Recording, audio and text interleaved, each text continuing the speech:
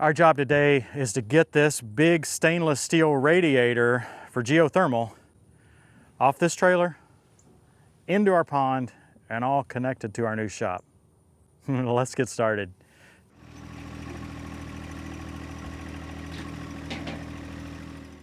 Hey, this is Chris with Slim Jim, and you made this radiator, Chris. Heat exchanger, radiator, whatever, and you brought it all the way here from Louisiana. Yeah, we're excited to be here. We're excited to get it installed in your lake and show you what can happen. I like that. He calls it a lake. Yeah. So what do we got to do? So the first thing we do when we get to a site is we're going to check pressure. So we ship these under either 40 or 50 PSI of nitrogen. This one should be under 50 PSI. So Okay. Before we pull it off the truck, before we do anything, I want to show you and me that, hey, it made it here.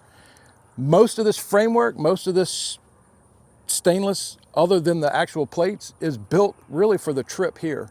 Okay. Because once it gets in the bottom of your lake, it's not going to move around. It's The not only going thing it anywhere. has to hold up to is a fishing lure. That's it, yeah. And no kind of fisher you are, but fisherman you are, but I think you'll be okay. I think it'll be okay. So yeah, so it's simple. All we're gonna do is we're gonna check your PT port.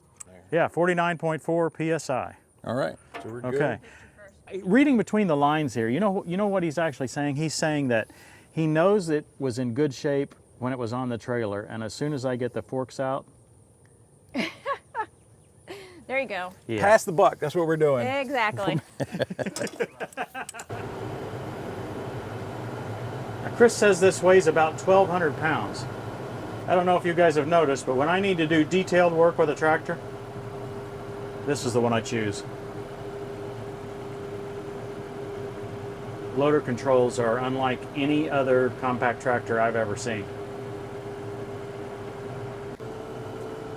Chris's estimate on the center of gravity was perfect. Feels really nicely balanced.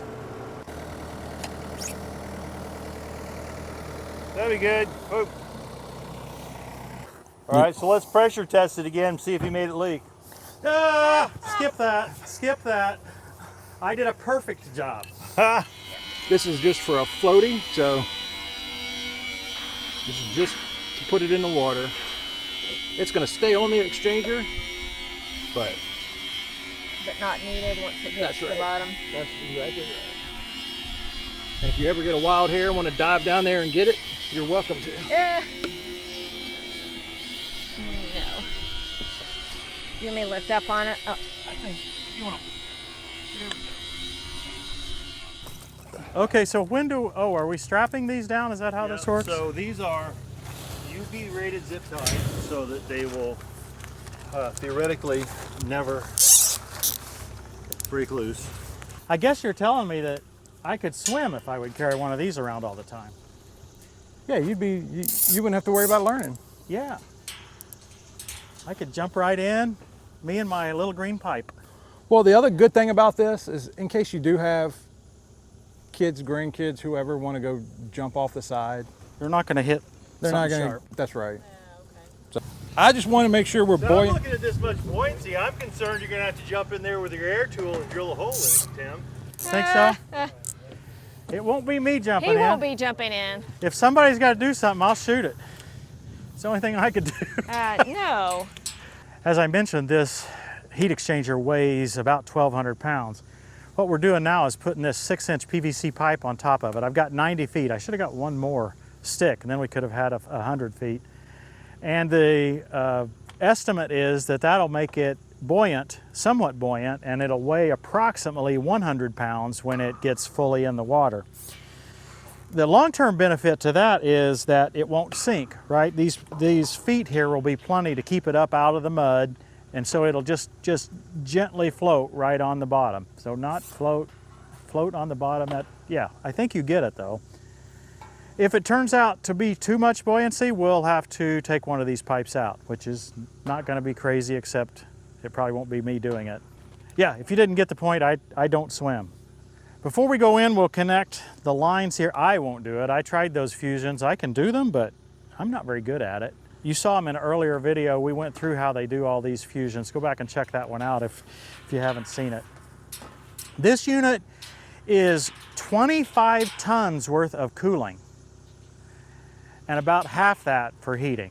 And that's perfect for what we've got.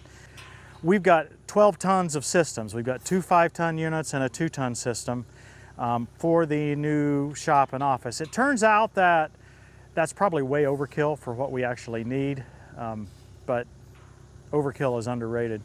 I don't think it'll hurt anything because we have 2 separate systems and we have 2 stages on each system. So I don't think we're gonna have a situation where we don't run the systems enough to keep the humidity out in the summer and all that. That's one of the people's big concerns about having too much of a system. For a typical homeowner with a regular house size system, one of these plates would be all they would use, especially in the south where Chris the Slim Jim guy is located. It'd be plenty for the air conditioning and plenty for the heating that they would need. Any air conditioning or heating system is basically a transfer of hot air from one area to another, transfer of heat from one area to another, either from the building to the outside in the summer or from the outside to the inside in the winter. A standard air conditioning system does that heat transfer with the air, right? You'll have a unit outside, a condenser unit outside. During the air conditioning season, you put your hands over that while the fan's blowing. It's really, really hot, right? So it's taking the heat out of the inside of the condenser and releasing it outside. A geothermal system, on the other hand, is using this water and the earth, or in my case, the pond, to do that heat transfer. So they run this, they call it a loop, from the building out into the field, okay? And the field can be, there's 3 styles basically, maybe 4.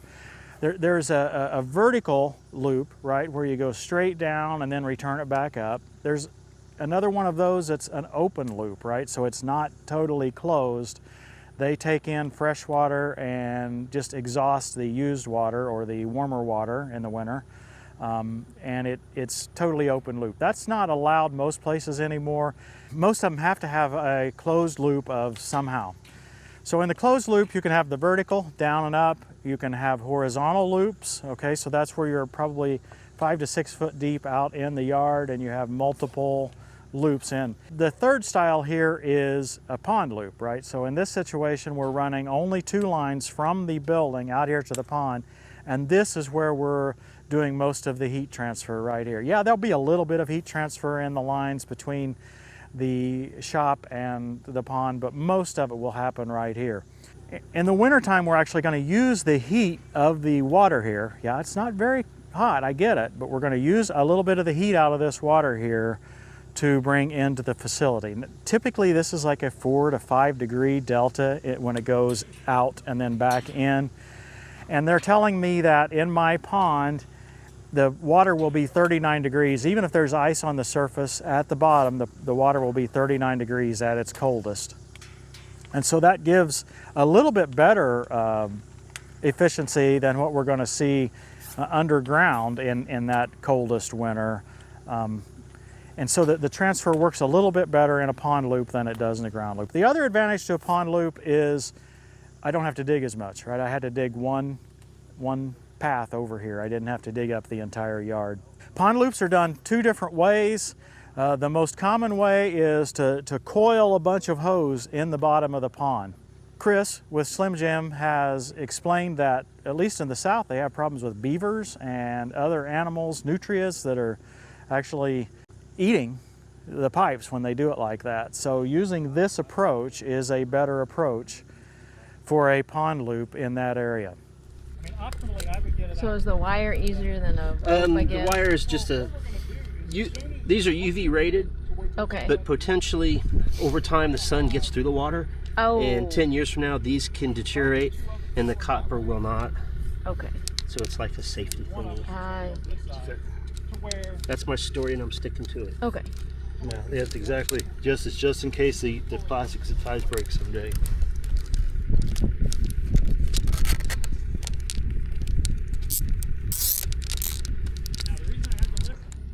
And I do the strap like this because that helps keep it from sliding.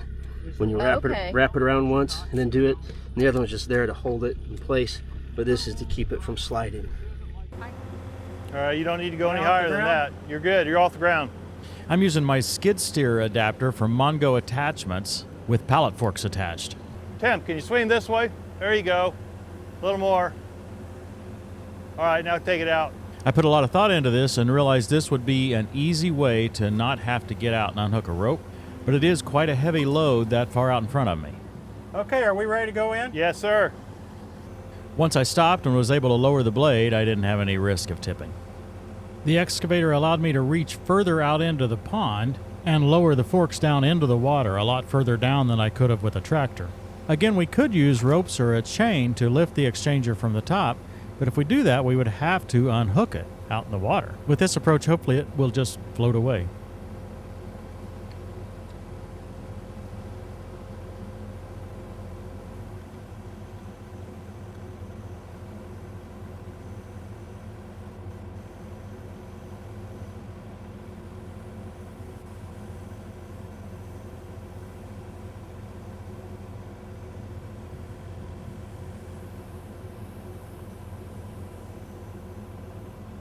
It's floating. Go ahead and pull it over. Go ahead and lift it up, Tim. There we go. It just came loose.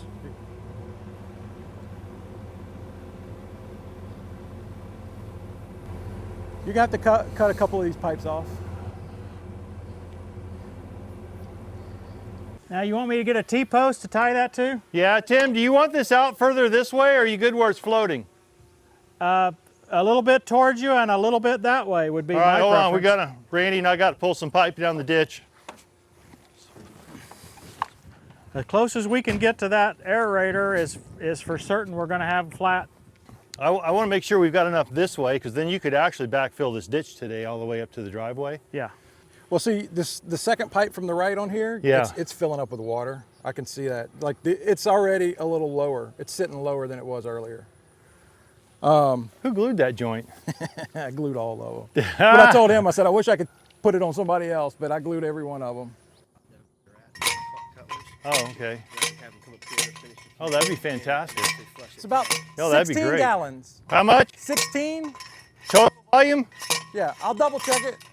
Chris, are you seeing the geothermal market itself expand? Oh, definitely. It's seen peaks and valleys over the last probably 50 years. And sometimes it's about tax credits. You know, there's a big tax credit that's in place right now for geothermal that's expiring at the end of the year as part of the big. This is part of the one big beautiful bill. Right. We've kind of snuck in on the backside of the solar tax credits from 2019 to 2020 when they put those in place. Yeah. And so that was a big target to get pulled off and to get removed. And so we got removed with it. They've all doubled. Every one of the manufacturers, there's 4 main ones in the US. And it's a US product. That's the other thing about Geo is this is a product that's being built and assembled on US assembly lines, manufactured in the States. What would you say the market share is for geothermal in all HVAC systems? Very low single digits. Okay. 1 or 2%.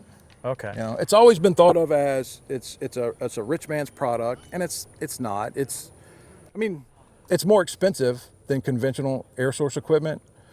That's what that tax credit was put into place for, was to help offset this part of the installed portion. That's right, the loop side of it. That's where that tax credit was put in place. But then that's made up for with energy savings over the long term. Your energy savings, and then there's little things. We've got builders who use geothermal specifically because they don't want to have a condenser. They don't want to have condensers. They're building these... The outside unit. Yeah, the outside unit. They're building these beautiful homes and in quiet parts of the country, and they don't want to hear condensers running, you know, at night. It is loud. It's annoying. Each roll of this 2-inch pipe is about 200 foot long, and we needed probably 275, maybe 300 feet total, so we had to have a splice. They told me that I'd get about 2 tons of heating and cooling capacity out of this run out to the pond. I like hearing that because that means I'd have 14 tons total of heat capacity, and I only have 12 tons of system. You may remember Devin and Seth of Indiana Geothermal from their last visit here, where they installed all of the inside pipes. They've cut off those 2 vertical pipes that they had used for the pressure test here, and now they're making the final connections. If you're interested in more information on the pond loop, we've got a link in the description for that. We also have a link to Indiana Geothermal. The more we deal with this company, the more impressed we are. Incredible company, very knowledgeable, very helpful. They'll work with your HVAC provider to get the job done right. This loop should not encounter any issues for my lifetime. All the complexity and pain is up front here, and the systems that are inside the building are actually simpler than a standard heat pump or a furnace and air conditioner because it's all one contained unit. I used my lift to raise their flush cart up to the second floor. This is because I have all that styrofoam on the floor getting ready for concrete. I just couldn't get in there with a forklift. My lift didn't like this very well. With me in the basket as well as the flush cart tied onto the front, we were over the weight limit. But we eventually got it up there. Today we're just going to put pure water in the system with the goal being to get the heat exchanger to sink. We'll do the final flush with the glycol water mixture once we get the systems installed and ready to really go. We heard that this is going to take 16 gallons to fill. What we don't know is how many of these pipes we're going to have to take off to get it to sink. You may have heard it earlier in the video here, but none of us heard Chris actually say that, oh, you'll have to take 2 of those pipes off. That was his immediate statement as soon as he saw it in the water. Anyway, Devin's going to take the zip ties off of one and see what happens. Hey, I believe it might sink. Well, at least one end is sunk, the heavy end where all the connections and the incoming pipes are attached. Inside, we're still hearing air come out of the system, so it's not full yet, and Devin kept trying to push it down on the end here while Seth is pumping water in inside. I think it's going to sink. All the way, though? It's definitely not a dramatic sink to the bottom. And therein lies the problem from a video perspective. The camera lady got bored, and after using up all the drone batteries flying around here seeing nothing, she finally landed and gave up. Meanwhile, Devin reached underwater and popped some of the zip ties on that 10-foot pipe, the shortest one in the middle, and it shot up over his head. Unfortunately, no camera was on. With the exchanger sitting firmly on the bottom, Devin is now tacking a copper wire here above these pipes. You just do it on one side?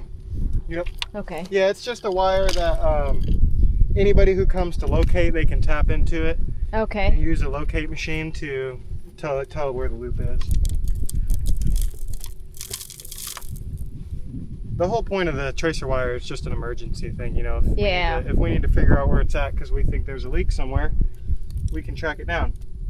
Or, you know, if like you guys want to dig another trench in the yard. Yeah, we might do that. Then, you never know with us. Yeah, then you know you'll know exactly where it's at if you ever need to. That's it for the geothermal loop. We'll have the concrete next and more building project in the future. Thanks for watching, everybody. We'll see you next time on Tractor Time with Tim. Then the Lord will create over all of Mount Zion and over all those who assemble there a cloud of smoke by day and a glow of flaming fire by night. Over everything the glory will be a canopy. It will be a shelter and a shade from the heat of the day and a refuge and hiding place from the storm and rain. Get it, Izzy. Get it. Push it up the hill, Izzy. Put your nose in the back of it. No? You're not going to help it out? Uh-oh. Come on, give it a little push. Izzy's like, I made it up here first.